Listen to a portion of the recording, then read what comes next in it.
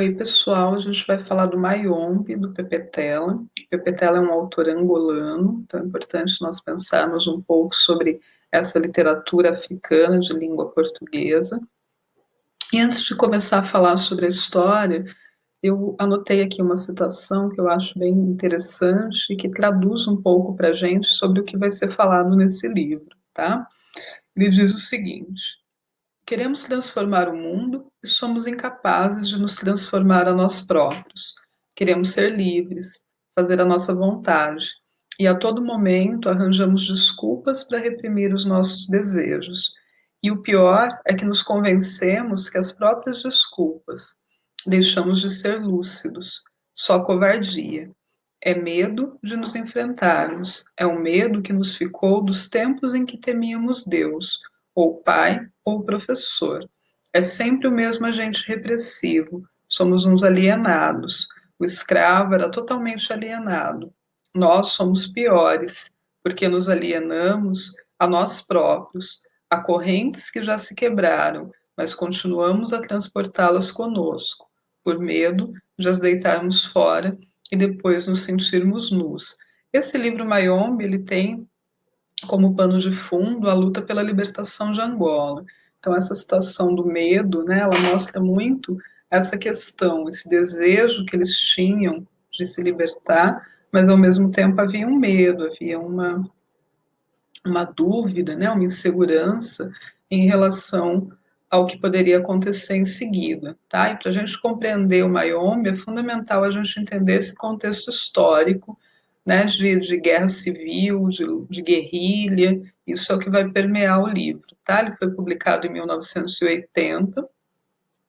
O Pepetela, na verdade, é um pseudônimo para Arthur Carlos Maurício Pestana dos Santos. E o Pepetela, ele foi um guerrilheiro, ele fez parte do Movimento Popular de Libertação de Angola. Depois ele ocupa vários cargos no governo ligados à educação.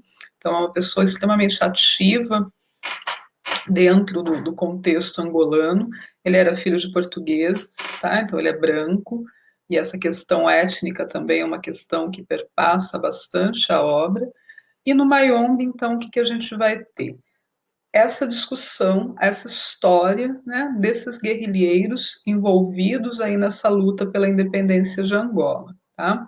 Essa luta, ela se estende de 1961 até 1974.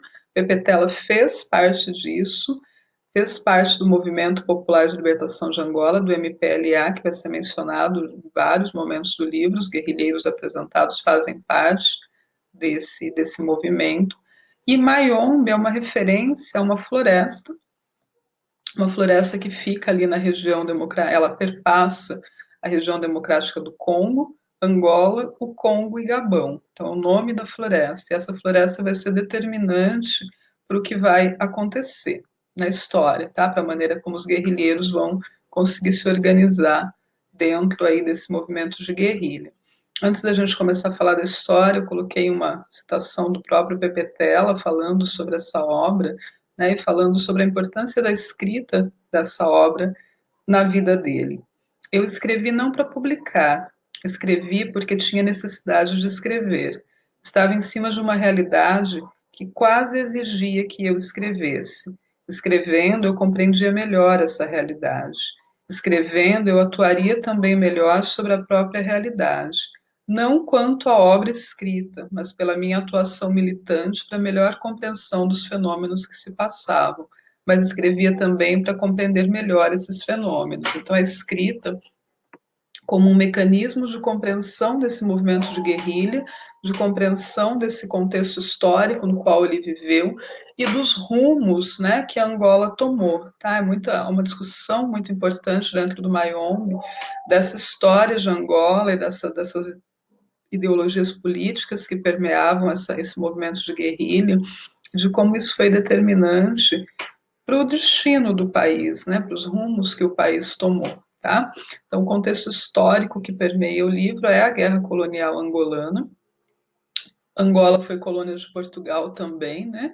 Mas, ao contrário do Brasil, esse período de colonialismo durou muito mais tempo. Né? O processo de independência das colônias africanas, né, foi bem mais demorado, No caso de Angola, foi um longo processo até que eles conseguissem essa libertação e essa independência, tá? Então, no decorrer dos anos 50, começa a ganhar força em Angola essas tendências separatistas e revolucionárias. Dentro dessas, né, tendências vão surgir dois movimentos: a União dos Povos de Angola, a UPA, que depois vai dar origem à FNLA, que é a Frente Nacional de Libertação de Angola. Essa frente tinha uma orientação não comunista e era apoiada pelos Estados Unidos.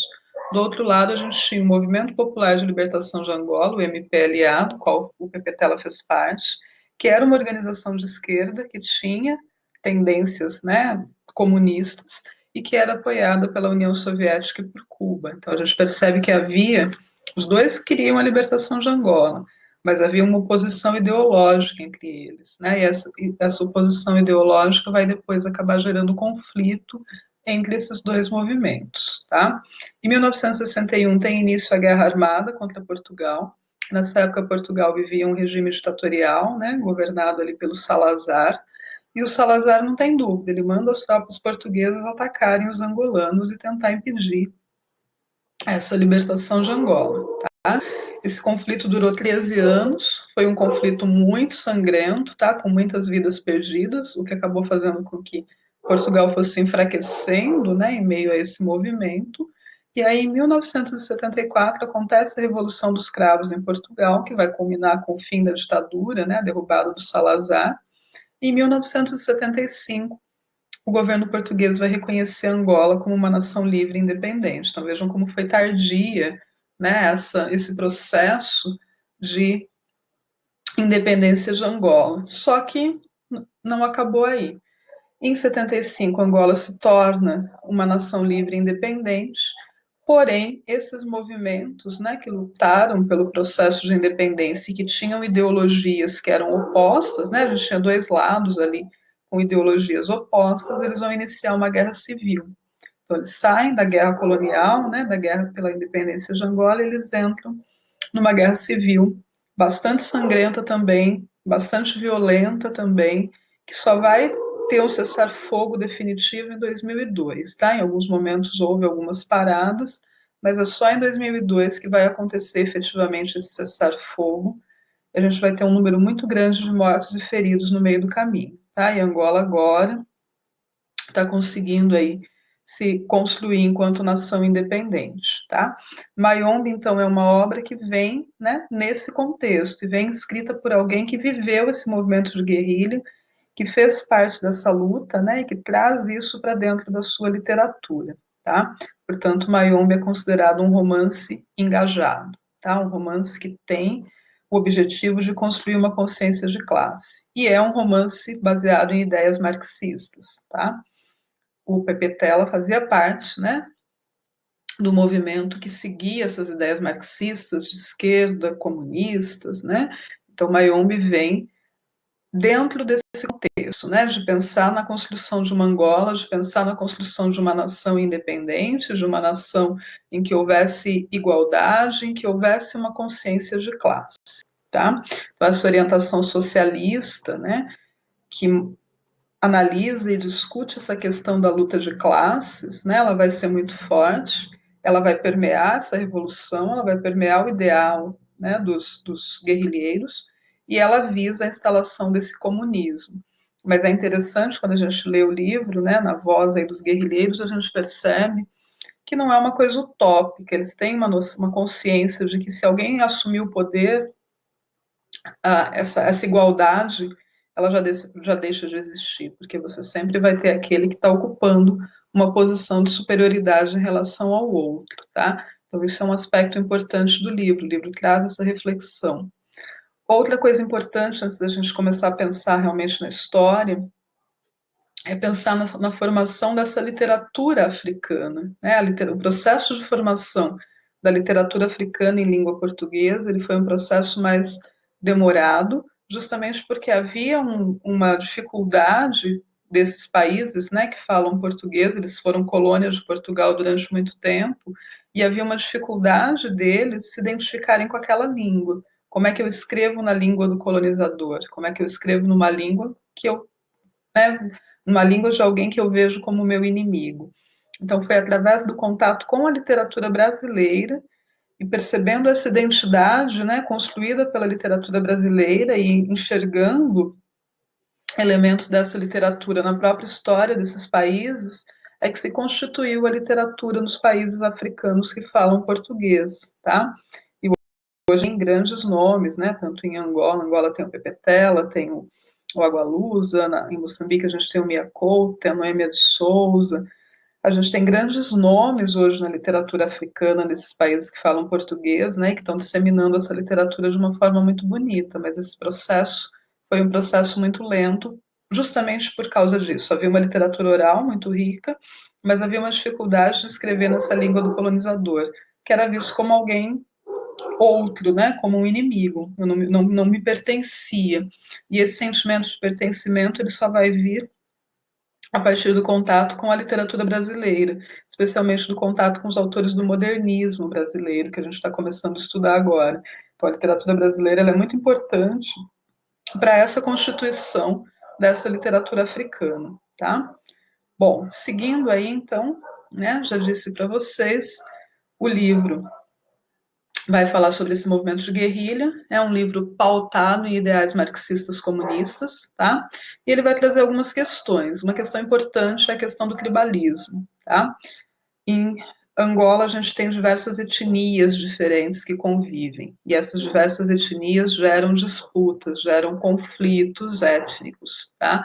A tal ponto de você, de um guerrilheiro, não confiar no outro, porque aquele guerrilheiro pertence a um grupo identitário diferente daquele ao qual ele pertence, tá? Então, há uma disputa dessas diferentes etnias, essa ideia do mestiço, daquele que é branco, daquele que é negro, de a qual tribo você pertence, e a confiança, né, a ser estabelecida entre esses guerrilheiros, muitas vezes ela fica abalada por causa desse tribalismo. Eu não aceito o outro porque ele pertence a uma tribo diferente da minha, tá? Uma outra questão importante é o sectarismo e dogmatismo, que prejudicavam o diálogo. O que era isso? A gente tinha diferentes correntes ideológicas, diferentes vertentes ideológicas, diferentes ideais sendo colocados em jogo. E essas divisões, elas prejudicavam o diálogo, porque não havia uma unidade. Eu defendo uma teoria, você defende outra, e a gente não consegue encontrar um equilíbrio para pensar em qual vai ser o ideal de fato que vai nortear a luta, tá? A questão do racismo muito forte, ela vem justamente a partir dessa ideia dessas tribos, né, desse tribalismo. A hipocrisia, né, no sentido de você defender uma coisa, mas na sua vida prática você viver de uma outra forma. A questão do individualismo, que muitas vezes coloca em xeque o ideal comunitário da guerrilha, tá? A gente vai ter a discussão sobre o lugar social da mulher, a gente tem uma personagem que é a Ondina, que é muito importante, né, nessa discussão do lugar social da mulher naquela sociedade. A gente vai ter uma discussão sobre corrupção, né, membros da guerrilha que são corruptos e que não seguem o que eles deveriam seguir. E a gente tem a história focada nesse momento, né, nesse período aí de expansão da guerrilha no norte de Angola, que era um lugar onde a população até o momento ainda não havia aderido à revolução. A população tinha medo de aderir à revolução. Eles achavam que com Portugal governando eles tinham uma certa segurança, eles tinham medo de perder essa segurança num processo de independência, tá? Então essas questões vão ser questões que vão nortear o livro. Como é que é a obra? Essa obra é um romance polifônico. O que significa isso? A ideia de polifonia é a ideia de várias vozes. A gente tem várias vozes que permeiam a narrativa. Tá? A gente tem um narrador, vários narradores, na verdade, em primeira pessoa, que são os guerrilheiros. Tá? Cada capítulo do livro a gente tem espaços ali em que os guerrilheiros falam. E a gente tem um narrador em terceira pessoa que vai contando aí a história de um modo geral, tá? Como é que isso aparece no livro, né? Aqui no livro, a gente sempre tem são os capítulos, né? Tem o título do capítulo, o capítulo 1 chama a missão, e aí vem o narrador em terceira pessoa contando, apresentando o espaço, e depois vem um trecho em itálico, tá? Vai dar para vocês verem, mas esse trecho em itálico é um narrador em primeira pessoa falando. O primeiro narrador em primeira pessoa que aparece é o Teoria. E aí ele começa a falar, vem lá em cima, para a gente saber quem está falando, né? Vem escrito em itálico e vem destacado o nome de quem está falando. Eu, o narrador, sou Teoria. Nasci na Gabela, na terra do café. Da terra recebi a cor escura de café vinda da minha mãe, misturada ao branco defunto do meu pai, comerciante português. Então vejam que ele é mestiço, né? Filho de português com uma angolana, e isso vai interferir na maneira como ele é visto pelos outros, tá? Alguns não vão confiar nele pelo fato dele ser mestiço, dele ter o sangue do colonizador correndo nas veias dele, tá? O cenário, como eu já disse, é Mayombe, tá? E é muito importante esse cenário. Mayombe é uma floresta tropical, ela fica ali na província de Cabinda, que é onde se passa a história, faz fronteira com o Congo e com a República Democrática do Congo, e ela tem uma vegetação com árvores frondosas de grande valor econômico. Mayombe vai ser fundamental, a floresta vai ser fundamental, tá? Tanto no sentido de que ela serve de abrigo para os guerrilheiros, que conhecem muito mais o local do que os soldados portugueses, nesse caso, né, me lembra um pouco o que acontece, por exemplo, nos sertões, né, que os sertanejos vencem as primeiras expedições justamente porque eles conheciam aquele espaço. No caso do Mayombe, isso também acontece, né, então o fato de os guerrilheiros conhecerem bem o espaço dá uma vantagem para eles, além de que eles tiram da floresta também o alimento que eles vão comer, tá? Então, muito, né, há momentos em que faltam suprimentos, né, os carregamentos de suprimentos não chegam para os guerrilheiros, e é a floresta que vai servir de matéria-prima para a alimentação deles, além de servir de abrigo, né, e também dá essa segurança pelo fato de que eles conhecem melhor esse lugar. Então, isso é muito importante. A gente vai ter ao longo do livro uma personificação da floresta, tá? A floresta como um grande personagem que marca aí o nascimento dessa nação independente, tá? É através da floresta que a gente vai ter o início, né, um marco dessa nação independente, é uma nação fragmentada, uma nação dividida, né, por causa dessas questões tribais que não foram bem resolvidas. Aqui são os personagens, tá? São os guerrilheiros. Eles praticamente todos eles apresentam nomes de guerrilha, né? Não nome próprio. Então, o comandante da guerrilha é o Sem Medo. Tem momentos no livro que eles se referem a ele como comandante, tem momentos que eles se referem a ele como Sem Medo. O comissário é o João. O João tem um relacionamento com a Undina, que vai acabar se envolvendo também com o André e também com o Sem Medo, tá? E aqui são os outros membros da guerrilha: o Teoria, o Lutamos, das Operações, o Verdade, Ecuicui, Muatinauava, Panguactina, Mundo Novo, Milagre, Ingratidão do Tubo e Veuê. São todos nomes de guerrilha, né, que eles adotam. Alguns aparecem mais no livro, outros aparecem menos. Alguns deles vão aparecer como narradores da história. O Sem Medo, ele não é em nenhum dos momentos do livro ele vai ser o narrador, tá? Embora ele seja o personagem principal. A gente sabe da história dele a partir do narrador em terceira pessoa e do contato dele com esses outros narradores em primeira pessoa.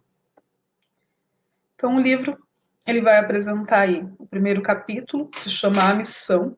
Nesse primeiro capítulo ele vai apresentar os guerrilheiros, né, do MPLA, vai falar sobre essa questão do tribalismo, do dogmatismo.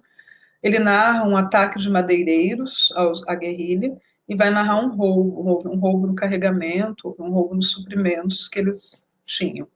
E a gente tem uma descrição da floresta de Mayombe, uma descrição personificada, tá?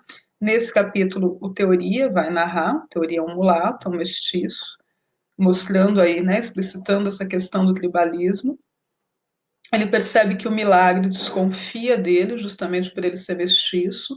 Então a gente percebe como conquistar a confiança, né, entre os próprios guerrilheiros é difícil por causa desse tribalismo, dessas questões tribais a serem resolvidas.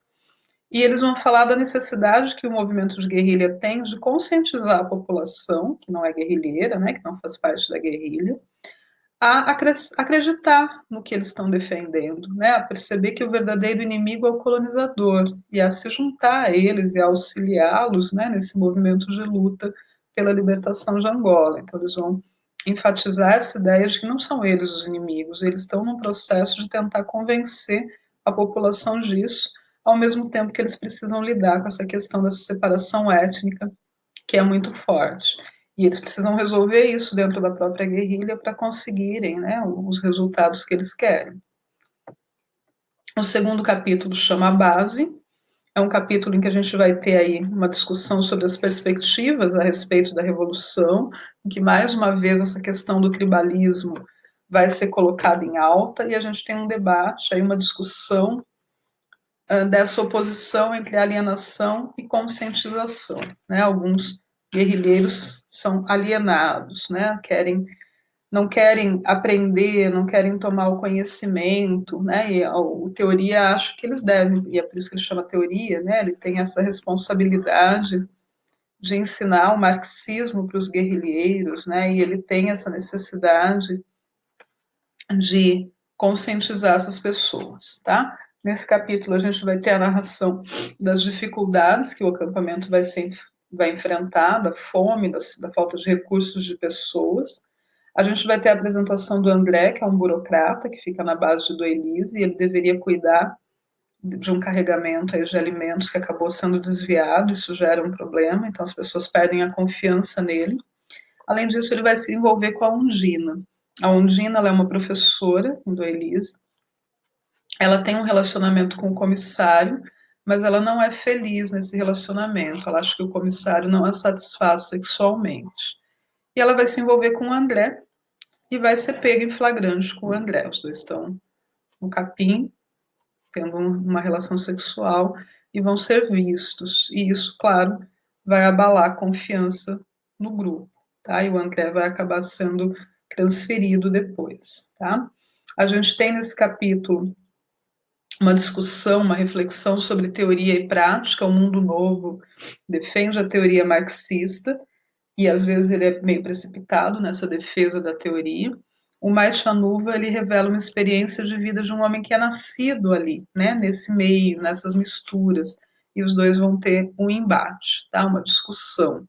E a gente tem essa discussão de pensar em como lidar com essas diferentes ideologias, né, e construir seres humanos que sejam livres de preconceito, né, e que consigam, dessa forma, mandar embora o colonizador e construir essa nação independente que eles tanto buscavam.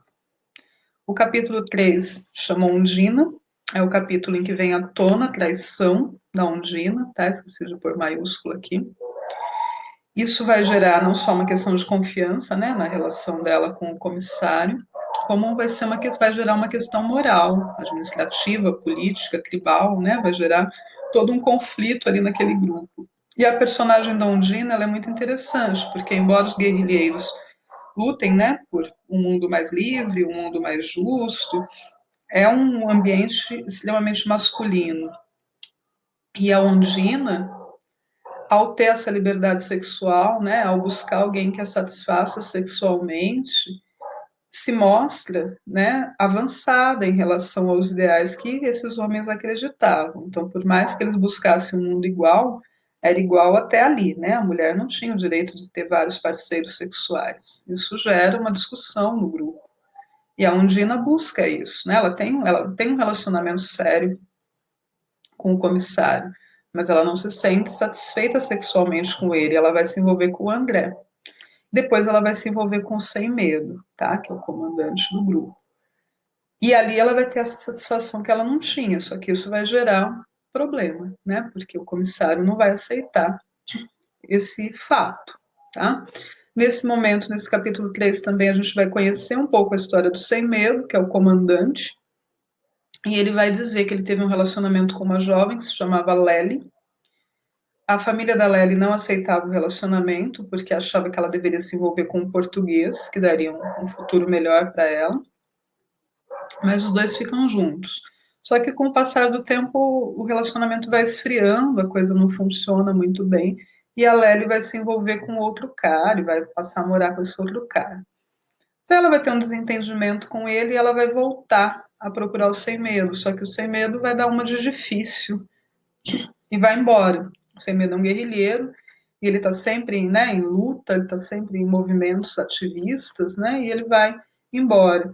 E a Lélia acaba indo atrás dele e acaba morrendo, tá? Ela acaba sendo ferida, presa pelos inimigos do Sem Medo e acaba sendo morta.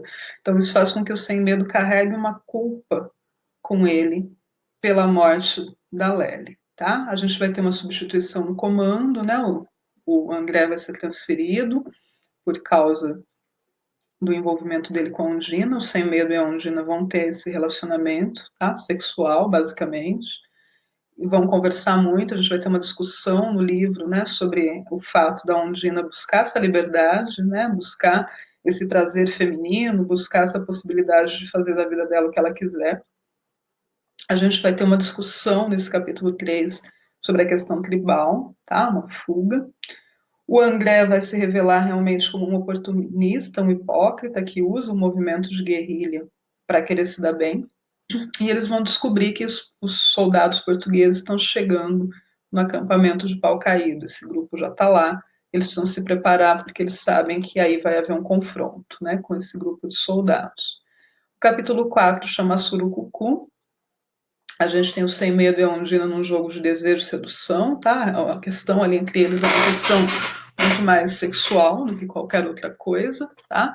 Vai ter uma discussão sobre essa liberdade, esse domínio. O VUE chega com uma notícia de que provavelmente a base vai ser atacada, porque ele ouve tiros. O Sem Medo junta um grupo de voluntários e sai para auxiliar o VUE, né, para proteger a base. Eles enfrentam algumas dificuldades no caminho. Mas quando eles chegam lá, eles descobrem que, na verdade, não era um ataque.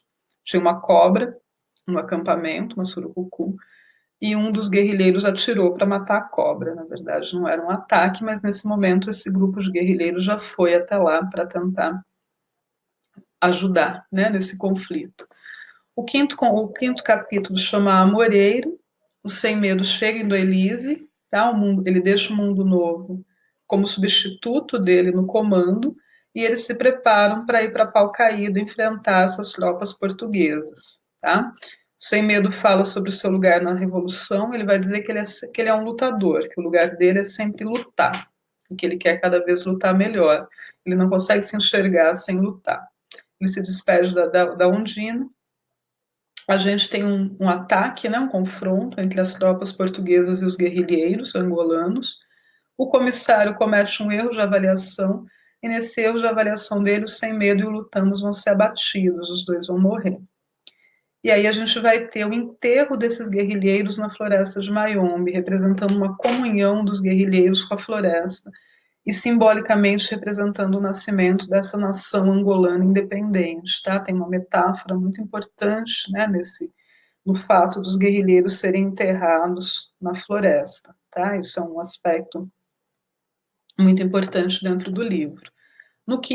No final, né, são 5 capítulos e o epílogo. No epílogo a gente vai ter a apresentação do Sem Medo como um herói da tragédia, tá?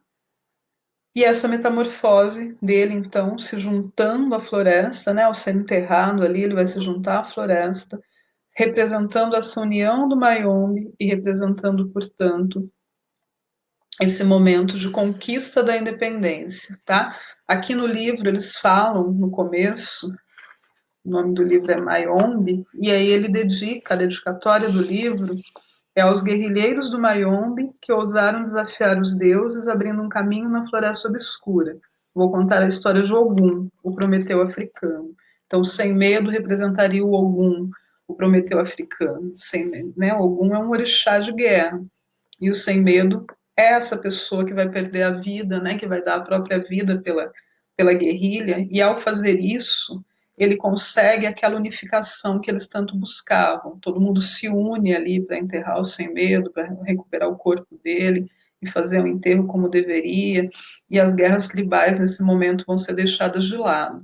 E aí a gente vai ter o comissário que vai vai se ver reparado do erro que ele tinha cometido e vai passar a valorizar o Sem Medo, deixar de lado a rixa que havia pelo fato do Sem Medo ter se envolvido com a Undina, e o próprio comissário vai se transformar, assumindo um papel de liderança, né, que antes era do Sem Medo, e que agora ele assume, graças ao Prometeu africano, né, que pede dar a própria vida pela unificação do grupo, pela proteção do grupo, tá?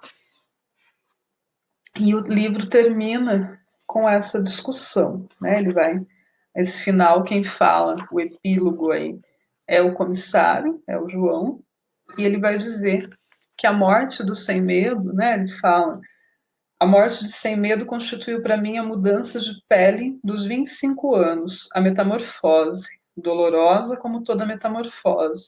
Só me apercebi que perdera, talvez o meu reflexo 10 anos projetado à frente, quando o inevitável se deu. Sem medo, resolveu o problema, fundamental, para se manter ele próprio, teria de ficar ali no Mayombe. Terá nascido demasiado cedo ou demasiado tarde.